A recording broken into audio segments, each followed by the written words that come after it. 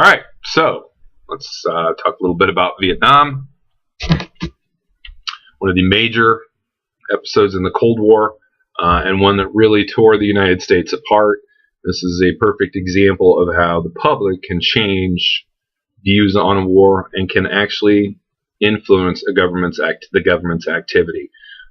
Much longer story. Take my American History 152 class for that. But let's get to Vietnam. How did all this start? When did all this start? And is this really about American empire? Because there's a lot of criticism back then. This is the United States trying to expand, trying to form their own empire. Not the case at all. Now, I'm not saying it was the right move, but I'm also not saying it was the wrong move. There were a lot of things that happened that kind of changed things up. But again, let's get to the nitty-gritty. Now, in 1860, the French would begin their imperial involvement in Indochina. Indochina included Vietnam, Laos, and Cambodia.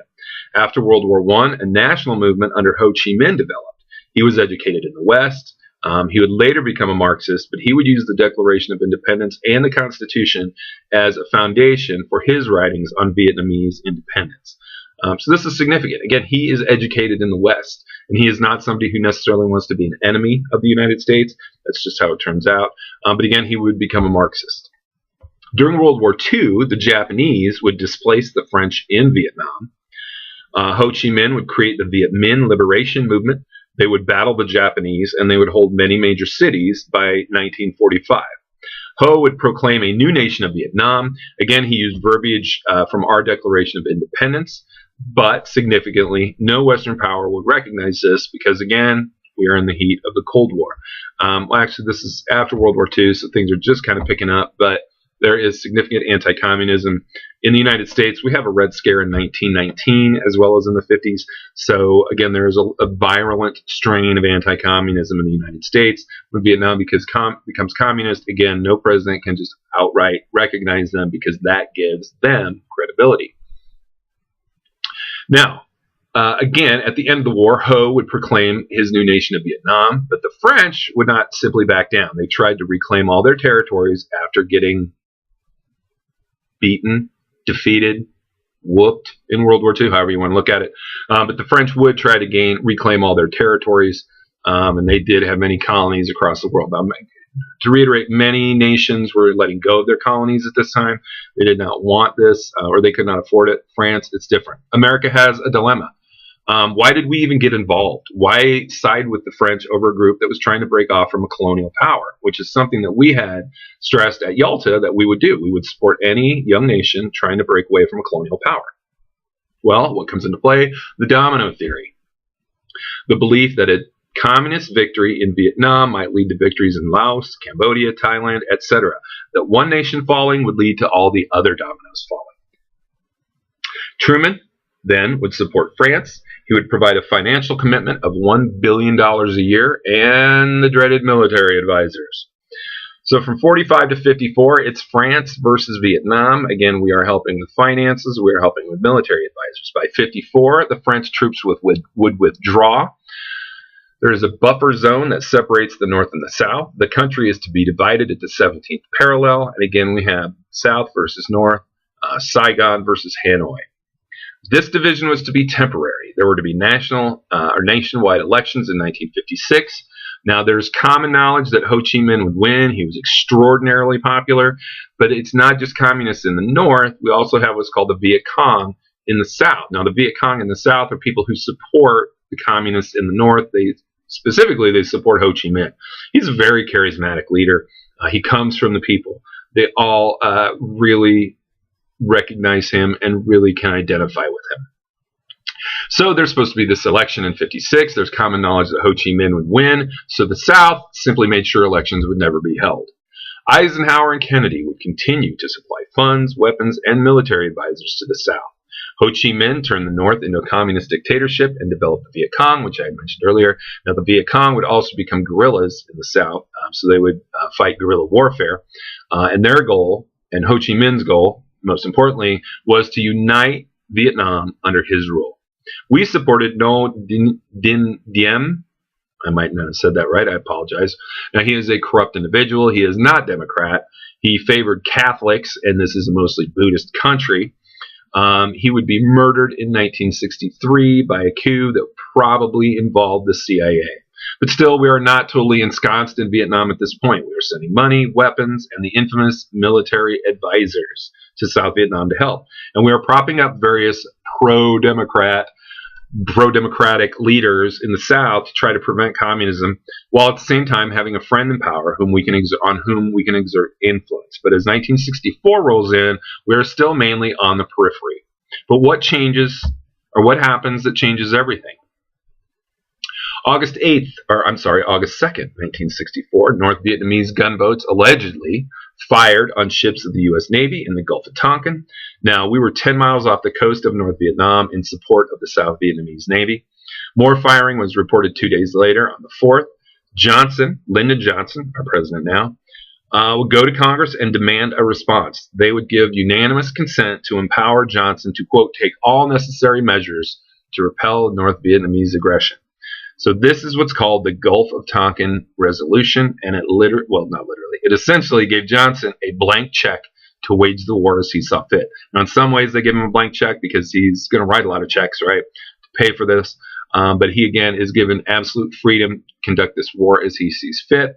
Now, there's quite a bit of danger, and this goes completely against the American Constitution, giving the president this kind of power.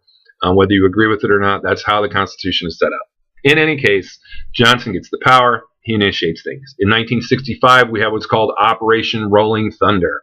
Initially, this was a focus on military targets, but eventually civilian targets would be included. We bombed the Ho Chi Minh Trail. This trail was used to take supplies from the north to the Viet Cong in the south. This was kept secret because the trail actually went through Cambodia and Laos, countries with which we were not technically at war. Thus, it was against all kinds of rules, both at home and abroad. Significantly, we dropped more bombs on Vietnam than the Allies used on the Axis powers during World War II. Imagine that. Now, the Vietnamese didn't budge. Even the use of Agent Orange and napalm did not discourage them. Now, this might be a time when American officials could see the writing on the wall. Maybe they pull out. What if we had pulled out of Vietnam in 65 instead of 75?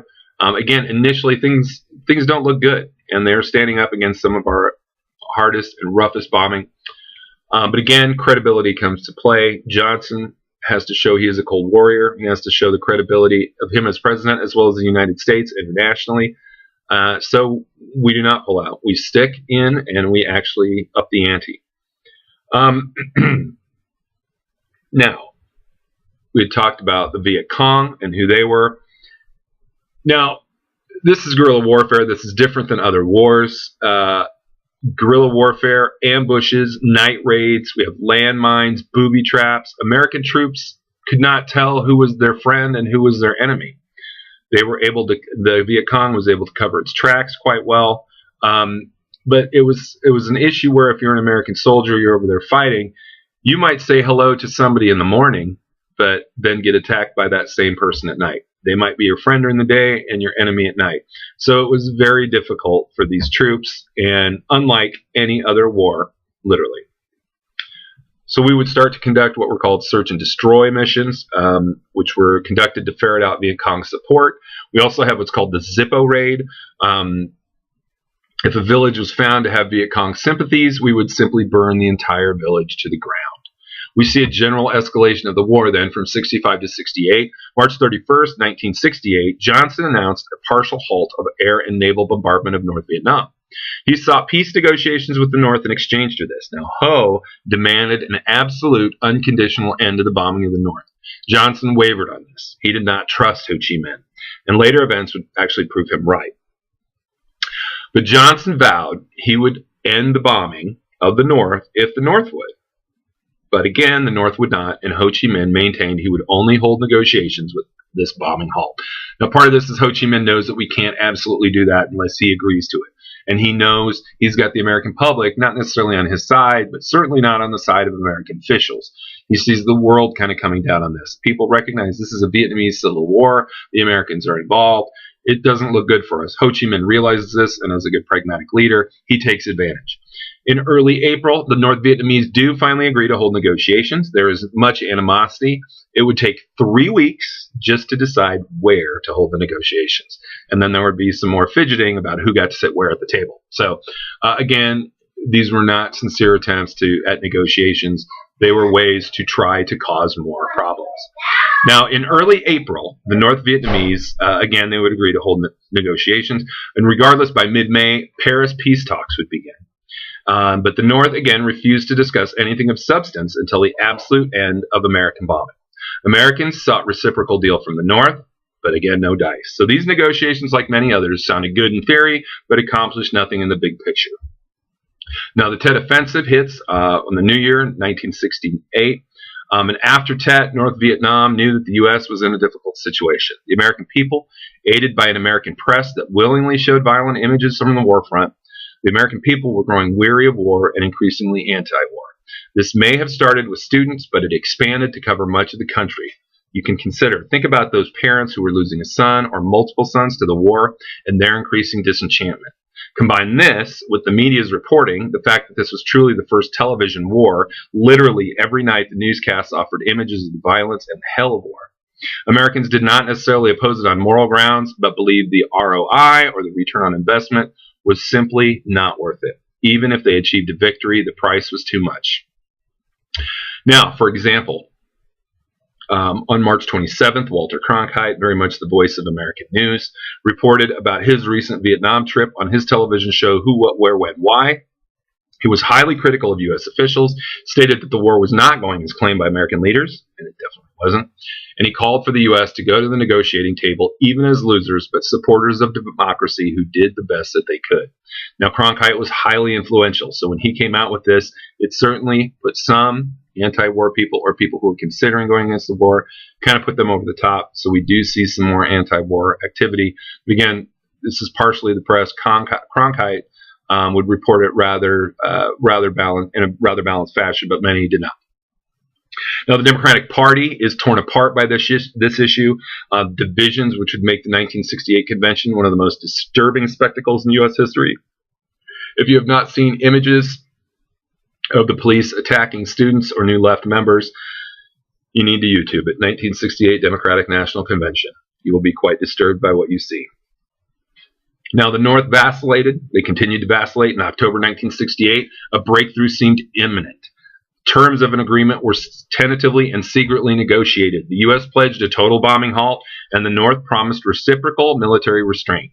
The North dropped objections to negotiating with Saigon, and the U.S. dropped objections to negotiating with the National Liberation Front. But the North would soon raise demands that they knew the U.S. could not accept. Now, later they would accept these points, but the South had backed out under pressure from other internal hawks. And North Vietnam thus decided to prolong the war as much as possible.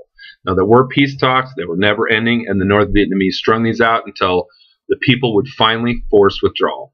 They never intended to sign anything or make any offers that they knew the U.S. could accept. They only made offers they knew the U.S. could refuse. Now, Nixon was also aware of this potential peace negotiation, and right before the election of 1968, he would talk to the South Vietnamese president and talk him out of accepting it.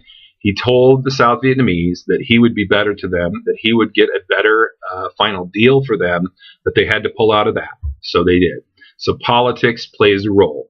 Now, consider the two presidents the two men who were president during the roughest times of Vietnam are Lyndon Johnson and Richard Nixon. Lyndon Johnson lied about the war, lied about how the war was going, called for a halt, then he called for more troops. He kept people in the dark about this. Nixon lied about how the war was going. He would do the same thing, call for a withdrawal, then he would up the ante. But significantly, Nixon also took the South out of a possible negotiation in 68. This would prolong the war significantly. Now we'll have part 2 and a much shorter chapter on Vietnam coming up.